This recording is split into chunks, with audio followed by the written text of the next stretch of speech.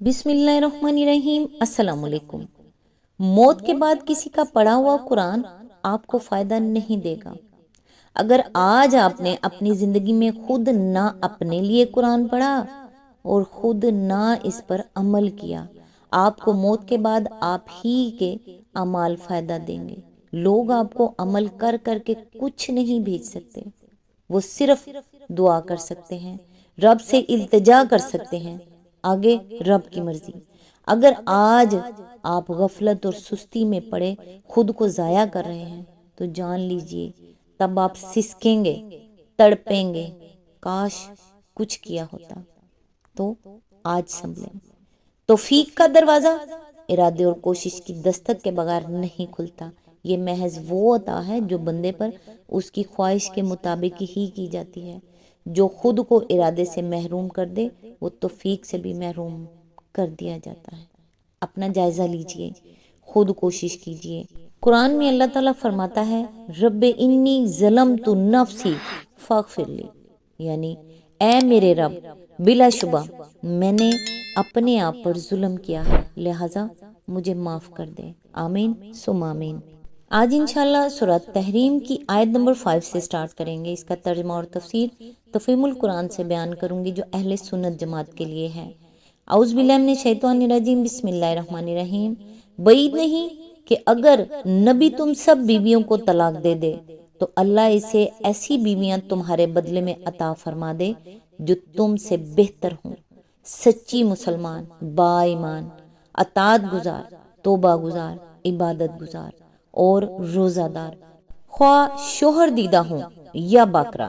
اس کی تفسیر ہے اس سے معلوم ہوا کہ قصور صرف حضرت عائشہ اور حضرت حفصہ ہی کا نہ تھا بلکہ دوسری ازواج مطہرات بھی کچھ نہ کچھ قصوروار تھیں، اسی لیے ان کے بعد اس آیت میں باقی ازواج کو بھی تنبیہ فرمائی گئی ہے۔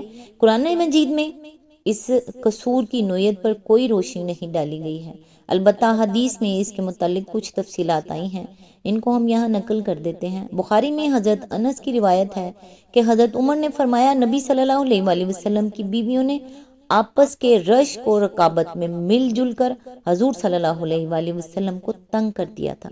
اصل الفاظ ہیں اس پر میں نے ان سے کہا کہ بعید نہیں اگر حضور تم کو طلاق دے دیں تو اللہ تم سے بہتر بیویاں آپ صلی اللہ علیہ وآلہ وسلم کو عطا فرما دے۔ ابن ابی حاتم نے حضرت انس کے حوالے سے حضرت عمر کا بیان ان الفاظ میں نقل کیا ہے، مجھے خبر پہنچی کہ امہات المومنین اور نبی صلی اللہ علیہ وآلہ وسلم کے درمیان کچھ ناچاکی ہو گئی ہے۔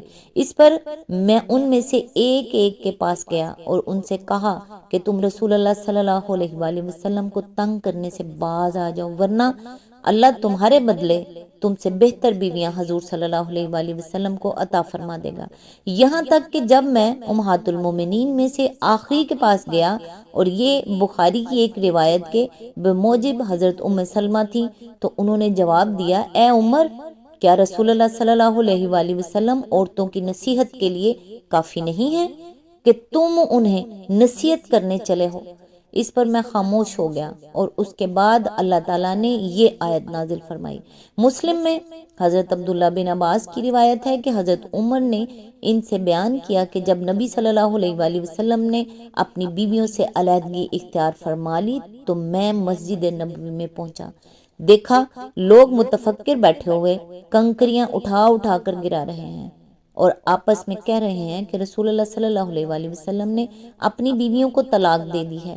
اس کے بعد حضرت عمر نے حضرت عائشہ اور حفصہ کے ہاں اپنے جانے اور ان کو نصیحت کرنے کا ذکر کیا، پھر فرمایا کہ میں رسول اللہ صلی اللہ علیہ وآلہ وسلم کی خدمت میں حاضر ہوا اور میں نے عرض کیا بیویوں کے معاملے میں آپ کیوں پریشان ہوتے ہیں؟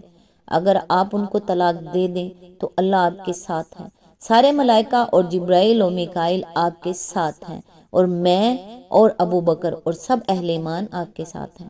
میں اللہ کا شکر بجا لاتا ہوں کہ کم ہی ایسا ہوا ہے کہ میں نے کوئی بات کہی ہو اور اللہ سے یہ امید نہ رکھی ہو کہ وہ میرے قول کی تصدیق فرما دے۔ چنانچہ اس کے بعد سورہ تحریم کی یہ آیت نازل ہو گئی۔ پھر میں نے حضور صلی اللہ علیہ وآلہ وسلم سے پوچھا کیا آپ نے بیویوں کو طلاق دے دی ہے؟ حضور صلی اللہ علیہ وآلہ وسلم نے فرمایا نہیں۔ اس پر میں نے مسجد نبوی کے دروازے پر کھڑے ہو کر بآواز بلند اعلان کیا کہ حضور صلی اللہ علیہ وآلہ وسلم نے اپنی بیویوں کو طلاق نہیں دی ہے۔ بخاری میں حضرت انس سے اور مسند احمد میں حضرت عبداللہ بن عباس، حضرت عائشہ اور حضرت ابو ہریرہ سے یہ روایت منقول ہوئی ہے کہ حضور صلی اللہ علیہ وآلہ وسلم نے 1 مہینے تک کے لیے اپنی بیویوں سے علیحدہ رہنے کا عہد فرما لیا تھا اور اپنے بالا خانے میں بیٹھ گئے تھے۔ 29 دن گزر جانے پر جبرائیل علیہ السلام نے آ کر کہا آپ کی قسم پوری ہو گئی ہے، مہینہ مکمل ہو گیا ہے۔ حافظ بدر الدین عینی نے عمادۃ القاری میں حضرت عائشہ کے حوالے سے یہ بات نقل کی ہے کہ ازواج مطہرات کی 2 پارٹیاں بن گئی تھیں، ایک میں خود حضرت عائشہ اور حضرت حفصہ، حضرت سودا اور حضرت صفیہ تھیں، اور دوسری میں حضرت زینب، حضرت ام سلمہ اور باقی ازواج شامل تھیں۔ ان تمام روایات سے کچھ اندازہ ہو سکتا ہے کہ اس وقت رسول اللہ صلی اللہ علیہ وآلہ وسلم کی خانگی زندگی میں کیا حالات پیدا ہو گئے تھے جن کی بنا پر یہ ضروری ہوا کہ اللہ تعالیٰ مداخلت کر کے ازواج مطہرات کے طرز عمل کی اصلاح فرمائے۔ یہ ازواج اگرچہ معاشرے کی بہترین خواتین تھیں مگر بہرحال تھیں انسان ہی اور بشریت کے تقاضوں سے مبرہ نہ تھیں۔ کبھی ان کے لیے مسلسل اسرت کی زندگی بسر کرنا دشوار ہو جاتا تھا اور وہ بے صبر ہو کر حضور صلی اللہ علیہ وآلہ وسلم سے نفقے کا مطالبہ کرنے لگتی۔ اس پر اللہ تعالیٰ نے سورہ احزاب کی آیت نمبر 28-29 نازل فرما کر ان کو تلقین کی کہ اگر تمہیں دنیا کی خوشحالی مطلوب ہے تو ہمارا رسول تم کو بخیر و خوبی رخصت کر دے گا، اور اگر تم اللہ اور اس کے رسول اور دار آخرت کو چاہتی ہو تو پھر صبر و شکر کے ساتھ ان تکلیفوں کو برداشت کرو جو رسول کی رفاقت میں پیش آئیں۔ تفصیل کے لیے ملاحظہ و تفہیم القرآن جلد 4 سورہ احزاب حاشیہ نمبر 41 اور دیباچہ سورہ احزاب صفحہ نمبر 84۔ پھر کبھی نسائی فطرت کی بنا پر ان سے ایسی باتوں کا ظہور ہو جاتا تھا جو عام انسانی زندگی میں معمولی کے خلاف نہ تھی، مگر جس گھر میں ہونے کا شرف اللہ تعالیٰ نے ان کو عطا فرمایا تھا اس کی شان اور اس کی عظیم ذمہ داریوں سے وہ مطابقت نہ رکھتی تھی۔ ان باتوں سے جب یہ اندیشہ پیدا ہوا کہ رسول اللہ صلی اللہ علیہ وآلہ وسلم کی خانگی زندگی کہیں تلخ نہ ہو جائے اور اس کا اثر اس کار عظیم پر مترتب نہ ہو جو اللہ تعالیٰ حضور صلی اللہ علیہ وآلہ وسلم سے لے رہا تھا، قرآن مجید میں یہ آیت نازل کر کے ان کی اصلاح فرمائی گئی تاکہ ازواج مطہرات کے اندر اپنے اس مقام اور مرتبے کی ذمہ داریوں کا احساس پیدا ہو جو اللہ کے آخری رسول کی رفیق زندگی ہونے کی حیثیت سے ان کو نصیب ہوا تھا، اور وہ اپنے آپ کو عام عورتوں کی طرح اور اپنے گھر کو عام گھروں کی طرح نہ سمجھ بیٹھے۔ اس آیت کا پہلا ہی فقرہ ایسا تھا کہ اس کو سن کر ازواج مطہرات کے دل لرز اٹھے ہوں گے۔ اس ارشاد سے بڑھ کر ان کے لیے تنبیہ اور کیا ہو سکتی تھی کہ اگر نبی تم کو طلاق دے دے تو بعید نہیں کہ اللہ اس کو تمہاری جگہ تم سے بہتر بیویاں عطا کر دے۔ اول تو نبی کریم صلی اللہ علیہ وآلہ وسلم سے طلاق مل جانے کا تصور ہی ان کے لیے ناقابل برداشت تھا، اس پر یہ بات مزید کہ تم سے امہات المومنین ہونے کا شرف چھین جائے گا اور دوسری عورتیں جو اللہ تعالیٰ نبی صلی اللہ علیہ وآلہ وسلم کی زوجیت میں لائے گا وہ تم سے بہتر ہوں گی۔ اس کے بعد تو یہ ممکن ہی نہ تھا کہ ازواج مطہرات سے پھر کبھی کسی ایسی بات کا صدور ہوتا جس پر اللہ تعالیٰ کی طرف سے گرفت کی نوبت آتی۔ یہی وجہ ہے کہ قرآن مجید میں بس 2 ہی مقامات ہم کو ایسے ملتے ہیں جہاں ان برگزیدہ خواتین کو تنبیہ فرمائی گئی ہے، ایک سورہ احزاب اور دوسرے یہ سورہ تحریم۔ اسی آیت کے ضمن میں آگے فرمایا مسلم اور مومن کے الفاظ جب ایک ساتھ لائے جاتے ہیں تو مسلم کے معنی عملاً احکام الہی پر عمل کرنے والے کے ہوتے ہیں، اور مومن سے مراد وہ شخص ہوتا ہے جو صدقے دل سے ایمان لائے۔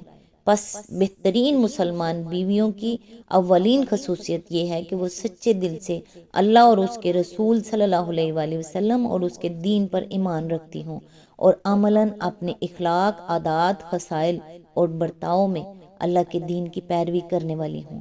اسی آیت کے ضمن میں آگے فرمایا اس کے 2 معنی ہیں اور دونوں ہی یہاں مراد ہیں۔ ایک اللہ اور اس کے رسول کی تابع فرمان، دوسرے اپنے شوہر کی اطاعت کرنے والی۔ اسی آیت کے ضمن میں آگے فرمایا، تائب کا لفظ جب آدمی کی صفت کے طور پہ آئے تو اس کے معنی بس ایک ہی دفعہ توبہ کر لینے والے کے نہیں ہوتے، بلکہ ایسے شخص کے ہوتے ہیں جو ہمیشہ اللہ سے اپنے قصوروں کی معافی مانگتا رہے، جس کا ضمیر زندہ اور بیدار ہو، جسے ہر وقت اپنی کمزوریوں اور لغزشوں کا احساس ہوتا رہے اور وہ ان پر نادم و شرمسار ہو۔ ایسے شخص میں کبھی غرور و تکبر اور نخوت و خود پسندی کے جذبات پیدا نہیں ہوتے، بلکہ وہ طبعاً نرم مزاج اور حلیم ہوتا ہے۔ اسی آیت کے ضمن میں آگے فرمایا، عبادت گزار آدمی بہرحال کبھی اس شخص کی طرح خدا سے غافل نہیں ہو سکتا جس طرح عبادت نہ کرنے والا انسان ہوتا ہے۔ ایک عورت کو بہترین بیوی بنانے میں اس چیز کا بھی بڑا دخل ہے۔ عبادت گزار ہونے کی وجہ سے وہ حدود اللہ کی پابندی کرتی ہے، حق والوں کے حق پہنچاتی اور ادا کرتی ہے۔ اس کا ایمان ہر وقت تازہ اور زندہ رہتا ہے۔ اس سے اس امر کی زیادہ توقع کی جا سکتی ہے کہ وہ احکام الہی کی پیروی سے منہ نہیں موڑے گی۔ اسی صورت میں آگے فرمایا، اصل میں لفظ سائحات استعمال ہوا ہے۔ متعدد صحابہ اور بکثرت تابعین نے اس کے معنی صائمات بیان کیے ہیں۔ روزے کے لیے سیاحت کا لفظ جس مناسبت سے استعمال کیا جاتا ہے وہ یہ ہے کہ قدیم زمانے میں سیاحت زیادہ تر راہب اور درویش لوگ کرتے تھے اور ان کے ساتھ کوئی زیادہ راہ نہیں ہوتا تھا۔ اکثر ان کو اس وقت تک بھوکا رہنا پڑتا تھا جب تک کہیں سے کچھ کھانے کو نہ مل جائے۔ اس بنا پر روزہ بھی ایک طرح کی درویشی ہی ہے کہ جب تک افطار کا وقت نہ آئے روزہ دار بھی بھوکا رہتا ہے۔ ابن جریر نے سورۃ توبہ آیت نمبر 12 کی تفسیر میں حضرت عائشہ کا قول نقل کیا ہے کہ اس امت کی سیاحت یعنی درویشی روزہ ہے۔ اس مقام پر نیک بیویوں کی تعریف میں ان کی روزہ داری کا ذکر اس معنی میں نہیں کیا گیا ہے کہ وہ محض رمضان کے فرض روزے رکھتی ہیں، بلکہ اس معنی میں ہے کہ وہ فرض کے علاوہ نفل روزے بھی رکھا کرتی ہیں۔ ازواج مطہرات کو خطاب کر کے اللہ تعالیٰ کا یہ ارشاد کہ اگر نبی صلی اللہ علیہ وآلہ وسلم تم کو طلاق دے دیں تو اللہ تعالیٰ تمہارے بدلے میں ان کو ایسی بیویاں عطا فرمائے گا جن میں یہ اور یہ صفات ہوں گی۔ اس کا مطلب یہ نہیں ہے کہ ازواج مطہرات یہ صفات نہیں رکھتی تھی، بلکہ اس کا مطلب یہ ہے کہ تمہاری جس غلط روش کی وجہ سے نبی صلی اللہ علیہ وآلہ وسلم کو اذیت ہو رہی ہے اس کو چھوڑ دو اور اس کے بجائے اپنی ساری توجہات اس کوشش میں صرف کرو کہ تمہارے اندر یہ پاکیزہ صفات بدرجہ اتم پیدا ہوں۔ یہ آیت یہاں مکمل ہوئی۔ نیکسٹ انشاءاللہ آیت نمبر 6 سے سٹارٹ کریں گے۔ تب تک کے لیے دعاؤں میں یاد رکھیے گا۔ اللہ حافظ۔